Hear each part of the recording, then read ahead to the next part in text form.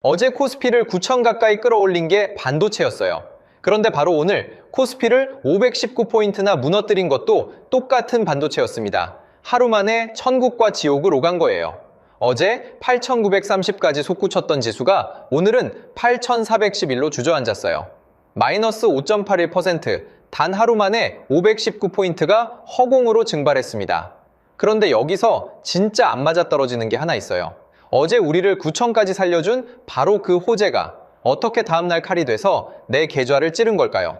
보통 폭락은 나쁜 뉴스 때문에 오잖아요. 그런데 이번 폭락은 초호자의 다음날 터졌어요. 이 모순이 안 풀린다면 오늘 그 빈칸을 정확히 채워드릴게요. 게다가 더 이상한 게 있어요. 오늘 외국인하고 기관이 합쳐서 8조 원어치를 던졌는데 그걸 개인이 거의 다 받아냈어요. 프로들은 도망쳤는데 개인만 사들인 거예요. 이게 개인이 또 호구를 잡힌 걸까요? 아니면 남들 공포에 떨 때 바닥을 잡은 걸까요? 오늘 이 닭까지 같이 들고 갈게요. 안녕하세요. 숫자 뒤에 숨은 진짜를 캐는 경제 팩트입니다. 지난 영상에서 코스피가 왜 9천을 뚫었는지 외국인과 반도체로 풀어드렸죠?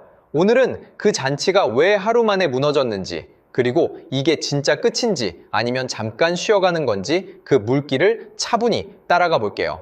공포에 휩쓸리지 않게요. 오늘 영상 하나만 끝까지 보시면 세 가지가 정리됩니다. 첫째, 어제의 호재가 어떻게 오늘의 폭락이 됐는지 그 진짜 원인. 둘째, 외국인이 던진 걸 개인이 다 받은 이 수급이 무슨 신호인지. 셋째, 그래서 월요일 아침에 내 계좌를 어떻게 해야 하는지 행동까지요. 특히 세 번째, 월요일에 뭘 보고 움직여야 하는지에 시간을 가장 많이 쓸 거예요. 주식을 들고 있는 분, 지금 들어갈까 고민하는 분, 그리고 빚내서 물타기 할까 고민하는 분. 세 분류로 나눠서 어떤 숫자가 보이면 어떻게 해야 하는지 기준선까지 드릴게요. 끝까지 보셔야 하는 이유예요. 자, 그러려면 먼저 어제와 오늘 정확히 무슨 일이 있었는지부터 봐야겠죠. 이걸 알아야 폭락이 진짜 위기인지 아닌지 판단이 서거든요. 시작은 미국이었어요. 우리 시간으로 어젯밤 미국의 메모리 반도체 회사 마이크론이 실적을 발표했는데 이게 그냥 좋은 정도가 아니었어요. 마이크론 매출이 1년 전보다 345% 늘었어요. 영업이익률은 85%에 육박했고요. 이게 얼마나 대단한 거냐면 100원어치를 팔면 85원이 고스란히 남는다는 뜻이에요. 보통 잘 나가는 회사도 영업이익률이 10에서 20%면 훌륭하다고 하는데 85%는 거의 현금 찍어내는 수준인 거예요. 이 소식에 어제 우리 증시가 환호했어요. 마이크론이 잘 됐다는 건 같은 메모리를 만드는 SK하이닉스랑 삼성전자도 잘 된다는 뜻이니까요. 그래서 어제 SK하이닉스가 13%, 삼성전자가 5% 넘게 폭등하면서 코스피를 하루 만에 5.42%나 끌어올렸어요. 8,930까지요. 9천이 코앞이었죠. 그러니까 어제까지만 해도 분위기는 완벽한 축제였어요. AI 반도체 슈퍼사이클이 진짜다. 9천은 통과점이다. 이런 얘기가 쏟아졌죠. 그런데 바로 그날 밤 미국에서 분위기를 통째로 바꿔버리는 뉴스 하나가 날아왔어요. 그게 오늘 우리 폭락의 진짜 반가소였습니다. 그 반가소에는 놀랍게도 애플이었어요.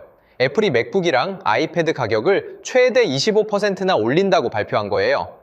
이유가 뭐였을까요? 바로 메모리 반도체 값이 너무 올라서였어요. 어제까지 우리가 환호하던 그 반도체 호황이 완제품을 만드는 애플한테는 감당 못할 비용 폭탄이 된 거죠. 여기서 핵심이 뒤집혀요.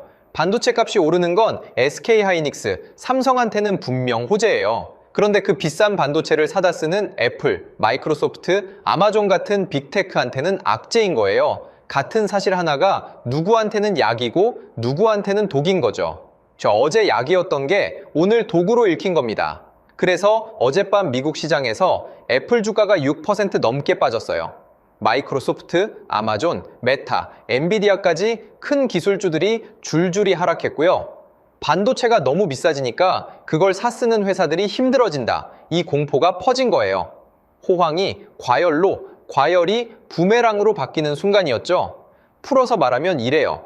우리를 9천까지 끌어올린 엔진이 너무 뜨겁게 달아오르니까 그 열이 옆에 있던 빅테크를 태우기 시작한 거예요. 그리고 그 불씨가 우리 시간 오늘 아침 다시 한국 증시로 옮겨 붙었어요.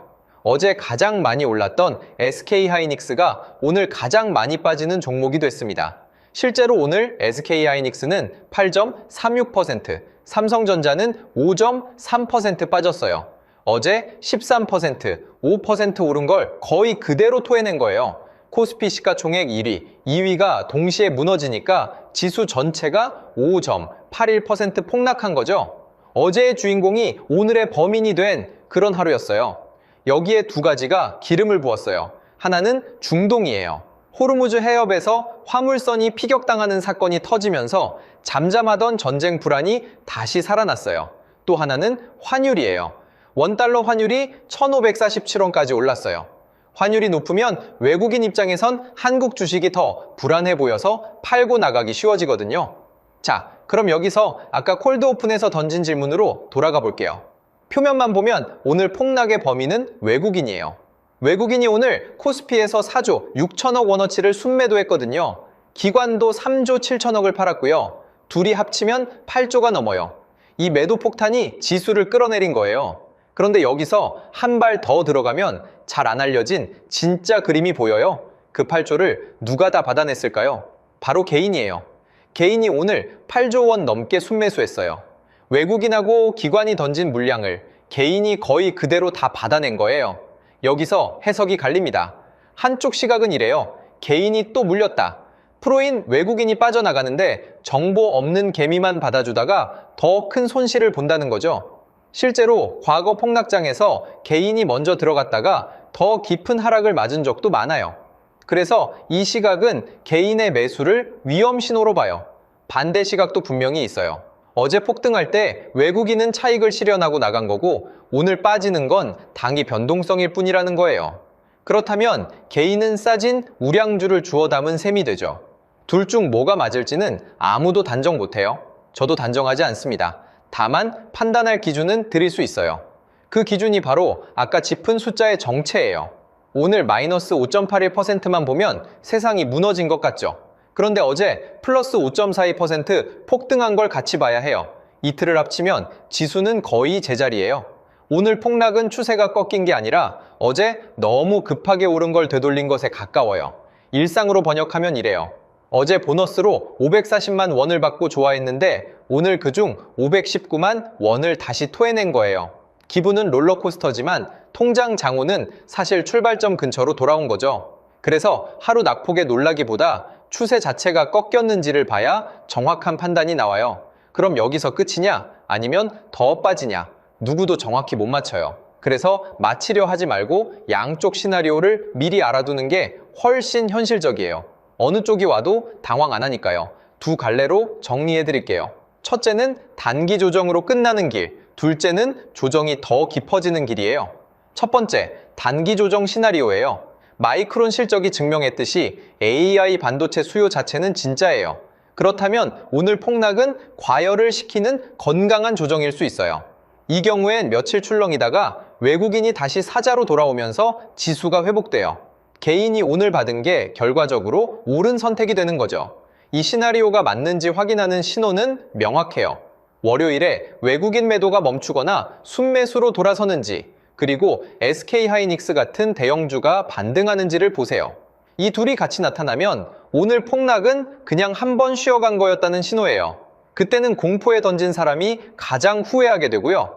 두 번째, 조정 심화 시나리오예요.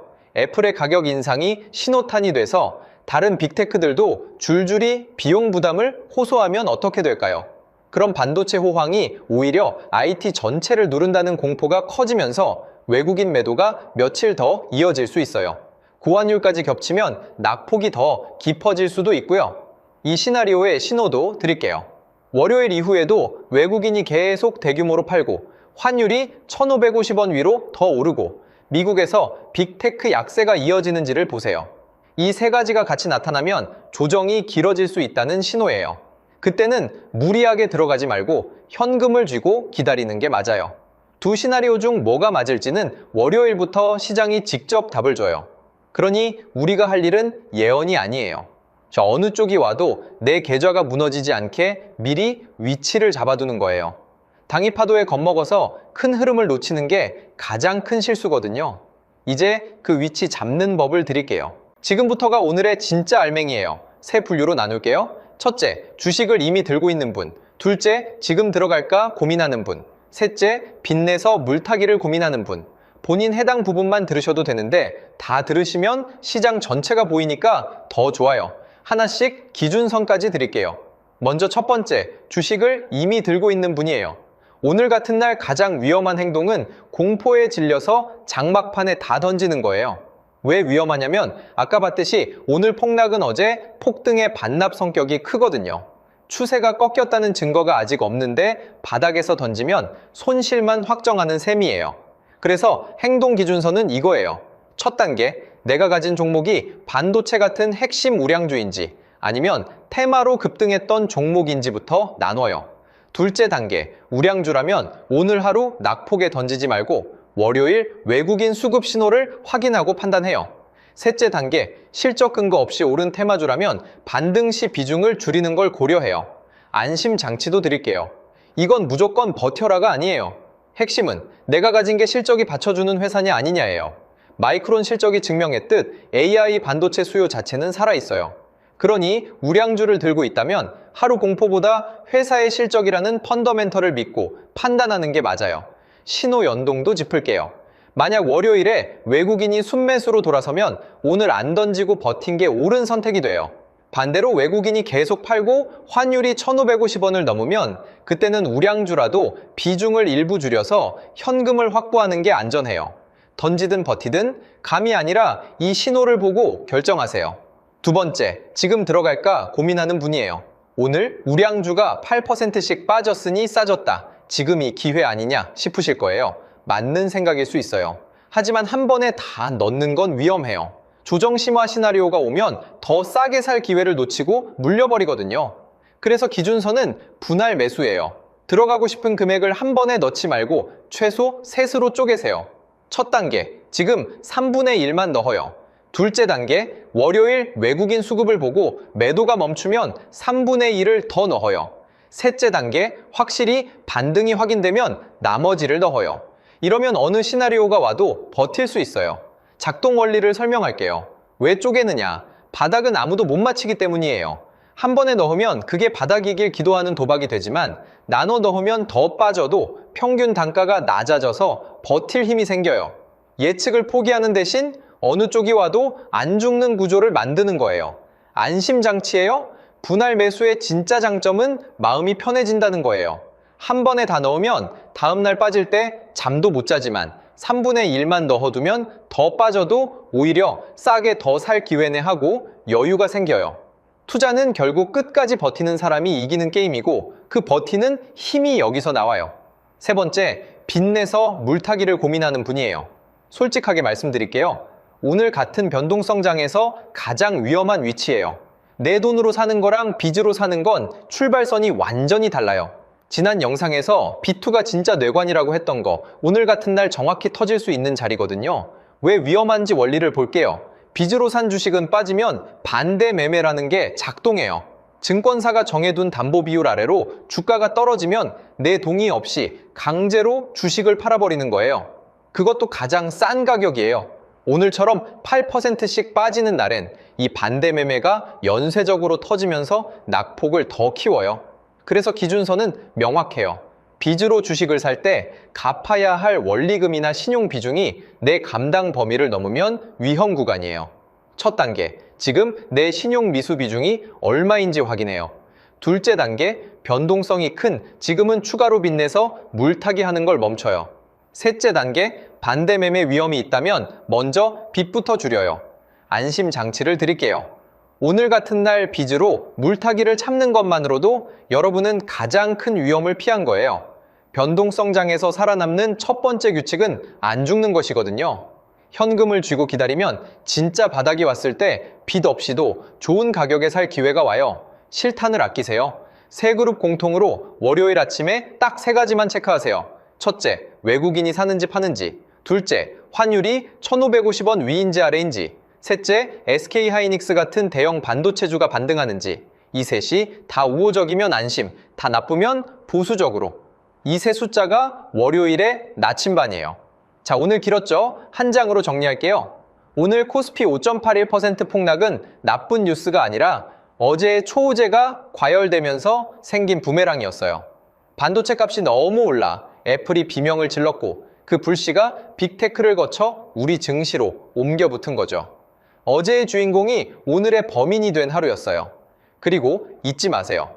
오늘 마이너스 5.81%는 어제 플러스 5.42%의 반납이라 이틀 합치면 거의 제자리예요. 추세가 꺾였다는 증거는 아직 없어요. 외국인이 던진 8조를 개인이 받았는데 이게 호구일지 바닥일지는 월요일 외국인 수급이 답을 줄 거예요. 그때 신호를 보고 판단하면 돼요. 그래서 행동은 셋이에요. 들고 있으면 공포에 던지지 말고 우량주는 수급 신호 확인하기. 들어갈 거면 한 번에 넣지 말고 셋으로 쪼개기. 비주로 물타기는 멈추고 반대 매매 위험부터 줄이기. 그리고 월요일 아침 외국인 환율 반도체주 이 세 숫자만 체크하기. 이거면 충분해요. 위기가 누군가에겐 기회가 되는 게 시장이에요.